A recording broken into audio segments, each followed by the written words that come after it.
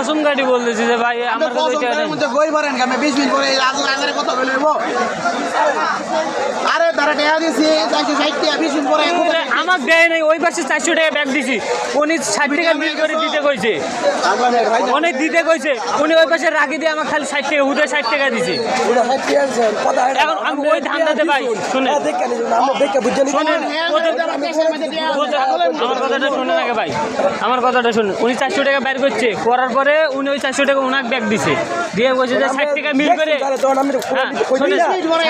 60 টাকা মিল করে 460 টাকা দাও তো উনি আবার ওই 400 টাকা রাখিয়ে 60 টাকা দিছি আমার ওই উনি যে বের করছে ওই ধান্দাতে আমি 400 টাকা কম দিছে কইতাছো সামনে বালা জ্ঞান আছে যে 60 টাকা দিতে আপনি 400 টাকা চাইতেন না তার কাছে